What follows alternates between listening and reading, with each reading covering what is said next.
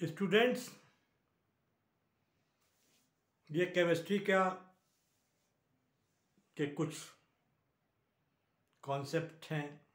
Conjugation, inductive effect, resonance, mesomeric effect. ये सारे effect सभी केमिस्ट्री के सभी चैप्टर को टच करते हैं। बिना इनके आप आगे नहीं बढ़ सकते। आप कितना रटेंगे, रटने की भी एक लिमिट होती है। रटने के बाद आदमी भूल जाता है, कुछ दिनों के बाद वो चीज़ भूल जाता है। अगर आपका कॉन्सेप्ट क्लियर हो तो फिर आप जो है उस चीज़ को नहीं भूलेंगे। जैसे कि आप पीरियड टेबल में पढ़ते हैं इलेक्ट्रोनेगेटिविटी, इलेक्ट्रोपॉजिटिविटी, ये आपको हर जगह ये वर्ड आपको सुनने को मिलेगा। अगर इसका कॉन्सेप्ट क्लियर है तो फिर कोई दिक्कत नहीं है। इसी तरीके से कॉन्जुगेशन पूरी केमिस्ट्री में उसका अपना एक रोल है। बच्चे जानते तो हैं कॉन्जुगेशन और मेसोमेरिक इफेक्ट और रेजोनेंस के बारे में, लेकिन उनका कॉन्सेप्ट क्लियर नहीं होता है। तो बस वो रट लेते हैं कि मेसोमेरिक इफेक्ट क्या है और इंडक्टिव इफेक्ट क्या है, रेजोनेंस क्या है, कॉन्जुगेशन क्या है। तो मैंने यहाँ इस चैप्टर में, इस वीडियो में ये समझाने की कोशिश की है और मैं इसके 8-10 वीडियो आपको बना के दूंगा ताकि आपका कॉन्सेप्ट बिल्कुल क्लियर हो जाए। आपका कॉन्सेप्ट बिल्कुल क्लियर हो जाए।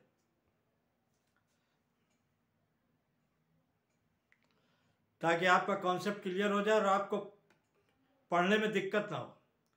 कॉन्जुगेशन में क्या है, देखिए पहले तो आपको कॉन्सेप्ट बता दें कि ऑर्गेनिक केमिस्ट्री में 2 टाइप के बॉन्ड होते हैं। बॉन्ड तो कई टाइप के होते हैं, लेकिन हमारे कोर्स के हिसाब से जो बॉन्ड है वो 2 ही टाइप के करीब करीब है। 2-3 टाइप के, कोऑर्डिनेट बॉन्ड, कोवेलेंट बॉन्ड।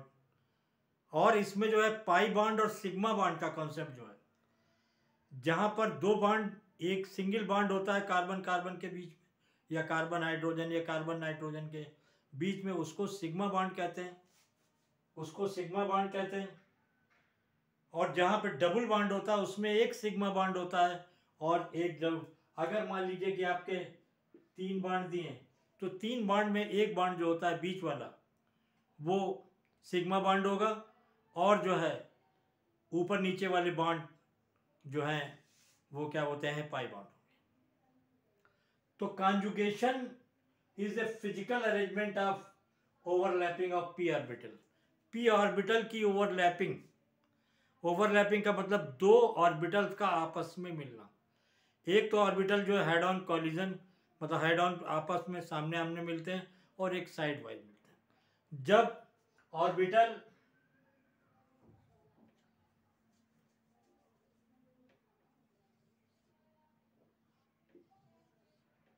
ये पी ऑर्बिटल है, अगर ये साइड वाइज मिल रहे हैं तो ये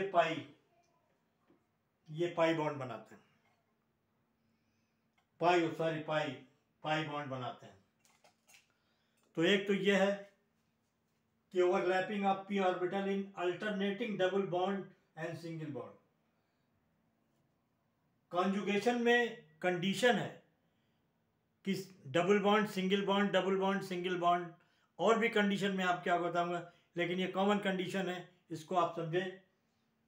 डबल बॉन्ड सिंगल बॉन्ड और double bond lone pair radical pattern, मतलब लोन पेयर हो, डबल बॉन्ड हो, सिंगल बॉन्ड हो, उसके बाद लोन पेयर हो, डबल बॉन्ड हो, सिंगल बॉन्ड हो, उसके बाद रेडिकल हो, मतलब जिस पर एक इलेक्ट्रॉन होता है, अनपेयर्ड इलेक्ट्रॉन, एक पेयर इलेक्ट्रॉन होता है। तो ये जो है, ये एग्जाम्पल आपको हर बुक में करीब करीब मिल जाएगा।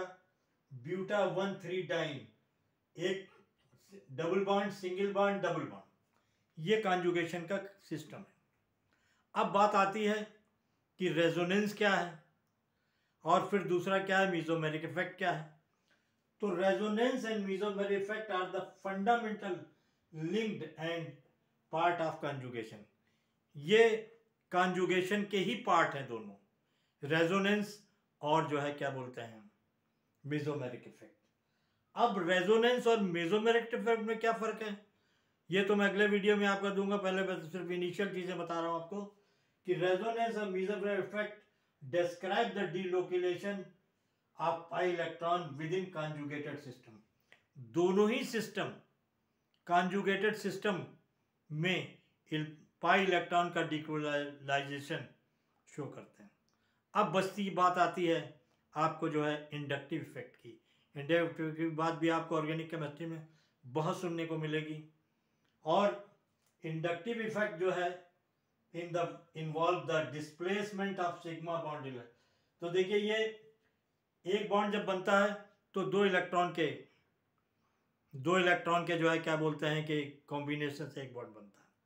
इसमें सपोज कर लीजिए ये HCl है और जब ये बॉन्ड बना तो दोनों के बॉन्ड से दोनों के इलेक्ट्रॉन इसमें शेयर करेंगे, तब ये बॉन्ड बनेगा। तो ये सिग्मा बॉन्ड कहलाता है। यहाँ पर सिग्मा बॉन्ड है यहाँ पर। तो ये सिग्मा बॉन्ड बना तो क्या है, अब यहाँ पर और एक चीज मैं बताऊं कि आप देखेंगे H पर पॉजिटिव चार्ज और क्लोरीन पर निगेटिव चार्ज आ जाता है। क्लोरीन पर निगेटिव चार्ज आता है क्योंकि ये इलेक्ट्रॉन जो है, क्लोरीन मोर इलेक्ट्रोनिगेटिव है हाइड्रोजन से, तो ये अपने इलेक्ट्रॉन को थोड़ा सा अपनी तरफ खींच लेता है, जिसकी वजह से क्या बोलते हैं, स्लाइट पॉजिटिव चार्ज हाइड्रोजन पर और स्लाइट निगेटिव चार्ज जो है क्लोरीन पर आ जाता है।